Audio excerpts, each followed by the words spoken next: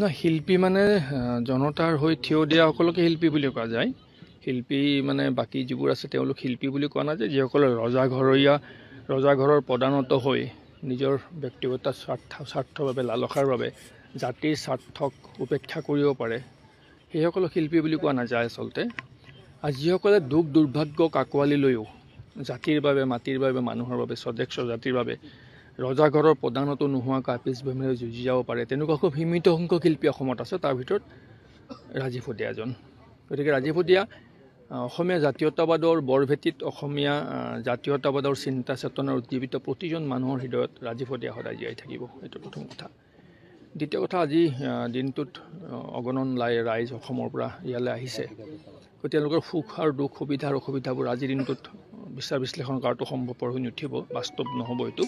গতিকে সকাম হৈ যোৱাৰ পাছত এই বিষয়ে কথা বতৰা পাতি আমি যিসকল স্থায়ীভাৱে আছোঁ ইয়াত আমি পৰিয়ালৰ কথা বতৰা পাতি সেই সমস্যাবোৰ কেনেকৈ সমাধান কৰিব পাৰি তাৰ বিষয়ে আমি চিন্তা চৰ্চা কৰিম। গতিকে প্ৰথম কথা হ'ল ৰাজীৱৰ নিচিনা অসমত বহু শিল্পী আছে যিসকল শিল্পীয়ে ৰজাঘৰীয়া পৃষ্ঠপোষকতা নোপোৱাকৈ দুখ আৰু দুৰ্ভাগ্যৰ মাজত বিভিন্ন প্ৰতিকূল বাতাবৰণৰ মাজত বিভিন্ন প্ৰত্যাহ্বান সন্মুখত লৈ জাতিৰ বাবে মানুহৰ বাবে স্বদেশ জাতিৰ বাবে আপোচবিহীনভাৱে নিজৰ সৃষ্টিশীল কৰ্মৰাজিক আগুৱাই লৈ গৈছে। সেইসকলে ন্যায় পোৱাটো উচিত। আৰু দ্বিতীয় এজন ৰাজীৱ হদিয়াৰ নিচিনা কোনেও দুখ আৰু দুৰ্ভাগ্যৰ মাজত জীৱন হেৰুৱাবলগীয়া নহওক। গতিকে আমি সেই বিষয়ে চিন্তা চৰ্চা কৰিম। আমি আমাৰ এটা চিন্তা চৰ্চা কৰি আছোঁ যে ৰাজীৱৰ নিচিনা যিসকলে অসমৰ মাটিত সকলো সুবিধাৰ বাহিৰত থাকি ৰজাঘৰীয়া পৃষ্ঠপোষকতা নোহোৱাকৈ কেৱল মাটিৰ বাবে মানুহৰ বাবে স্বদেশ জাতিৰ বাবে নিজৰ সৃষ্টিশীল কৰ্মৰাজি আগুৱাই নি আছে তেনেধৰণৰ যিবোৰ শিল্পী আছে, তেনেধৰণৰ যিবোৰ সৃষ্টিশীল মনৰ মানুহ আছে, তেওঁলোকক প্ৰতি বছৰে বাছনি কৰি ৰাজীৱ হদিয়াৰ নামত আমি এটা সৃষ্টিশীল জাতীয় বঁটা দিবৰ বাবে আমি মানস কৰিছোঁ। পৰিয়ালকৰ বিষয়টো পৰিয়ালক মই বিষয়টো ইতিমধ্যে তেওঁৰ জ্যেষ্ঠ ভাতৃক মই জনাইছোঁ। আৰু সেই বিষয়ে আমি পৰৱৰ্তী সময়ত বিস্তৃত পৰিকল্পনা যুগুতাম যাতে প্ৰতি বছৰে ৰাজীৱ হদিয়াৰ নিচিনা যিসকল শিল্পী বা যিসকল সৃষ্টিশীল কৰ্মৰাজিৰ ব্যক্তিয়ে বিভিন্ন প্ৰতিকূল বাতাবৰণৰ মাজত ৰজাঘৰৰ পৰা উপেক্ষিত হৈ ৰজাঘৰীয়া ঘৰৰ প্ৰধানতো নোহোৱাকৈ জাতিৰ বাবে মাটিৰ বাবে মানুহৰ বাবে স্বদেশ জাতিৰ বাবে নিৰবিচ্ছিন্নভাৱে সেই চেতনা উজ্জীৱিত কৰাৰ চেষ্টা চলাই গৈ আছে তেখেতসকলক আমি এখন বিশেষ ধৰণৰ সমিতি বাছনি সমিতি গঠন কৰি দিম। বিশিষ্ট ব্যক্তিসকল হ'ল তেওঁলোকৰ দ্বাৰা তেনে শিল্পীসকল আমি চিনাক্তকৰণ কৰিম আৰু প্ৰতি বছৰে ৰাজীৱ হদিয়া সোঁৱৰণী জাতীয় বঁটা বুলি এটা বঁটা আমি প্ৰদান কৰাৰ কথা আমি প্ৰাৰম্ভিক চিন্তা চৰ্চা মই জনাইছোঁ। ইয়াৰ বিস্তৃত পৰিকল্পনা আমি যুগুতাম, সোনকালে আমি জনাম। আৰু তাত আমি অসমৰ বিভিন্ন প্ৰান্তত বিভিন্ন গাঁৱে ভূঞে যিসকল প্ৰচাৰ বিমুখ হৈ আছে, যিসকলে প্ৰচাৰ মাধ্যমলৈ অহা নাই, যাক কোনো ৰাইজে নাজানে বা নিৰবিচ্ছিন্নভাৱে তেওঁলোকে কিন্তু নিজৰ প্ৰচেষ্টা বা সৃষ্টিশীল কৰ্মৰাজি চলাই গৈ আছে, সেইসকলক আমি গাঁৱৰ ভিতৰৰ পৰা বিচাৰি উলিয়াবলৈ চেষ্টা কৰিম। ৰাজীৱ হদিয়াৰ মৃত্যুৱে আৰু এটা গুৰুত্বপূৰ্ণ দিশ উন্মোচন কৰি দিছে, সেইটো হ'ল আমাৰ স্বাস্থ্য ব্যৱস্থাটো। ৰাজীৱ হদিয়াৰ যিটো হৃদৰোগ আক্ৰান্ত হৈছিল, এই গোটেই ঘটনাটো হৈছিল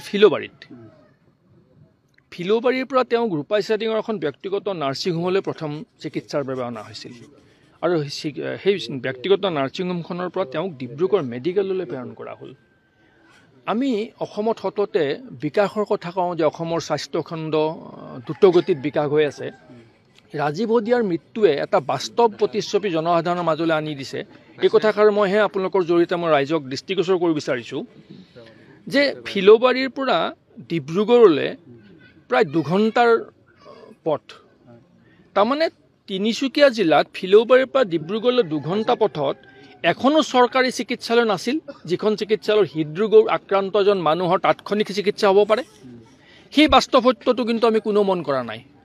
তাতোকে ডাঙৰ কথা যে ৰূপাইচাৰিঙৰ পৰা ডিব্ৰুগড়লৈ যোৱা পথত তিনিচুকীয়া মেডিকেল কলেজখন আছে মাকুমত। কিয় তিনিচুকীয়া মেডিকেল কলেজলৈ নিনি তেওঁক ডিব্ৰুগড়লৈ কিয় পঠিয়াল? তাৰমানে তিনিচুকীয়া মেডিকেল কলেজত চিকিৎসা নহয়।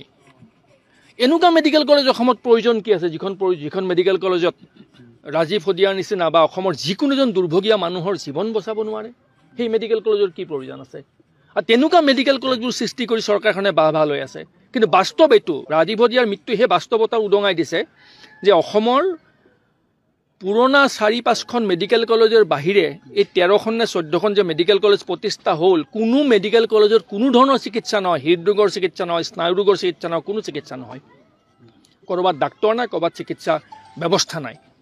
গতিকে ৰাজীৱ হদিয়াৰ এই মৃত্যুৱে এটা অতি দুৰ্ভাগ্যজনক দিশ উদঙাই দিলে আৰু ৰাজ্যখনৰ বিকাশৰ বাস্তৱ প্ৰতিচ্ছবিখন অতি স্পষ্টভাৱে জনসাধাৰণৰ সন্মুখত উদঙাই দিছে যে এইটোৱেই স্বাস্থ্যকেন্দ্ৰৰ বিকাশ, য'ত ফিল'বাৰীৰ পৰা এজন ৰোগীক, হৃদৰোগ আক্ৰান্ত ৰোগী এজনক ডিব্ৰুগড় মেডিকেললৈ নিব লগা হ'ল, কিন্তু ফিল'বাৰীৰ পৰা ডিব্ৰুগড়লৈ সুদীৰ্ঘ 2 ঘণ্টাৰ পথত এখনো চৰকাৰী চিকিৎসালয় নাছিল য'ত হৃদৰোগৰ চিকিৎসা হ'ব পাৰে। মেডিকেল কলেজ এখন আছে তিনিচুকীয়া, সেইখনতো চিকিৎসা নহয়। তিনিচুকীয়া চিভিল হস্পিটেল আছে, তাতো চিকিৎসা নহয়। তেতিয়াহ'লে চিকিৎসা ব্যৱস্থাটোৰ, অসমৰ চিকিৎসা ব্যৱস্থাৰ এয়া উন্নয়ন নেকি? এই বাস্তৱ আৰু অতি নগ্ন সত্য, এই সত্যটো কিন্তু ৰাজীৱ হদিয়াৰ মৃত্যুৱে উদঙাই দিছে।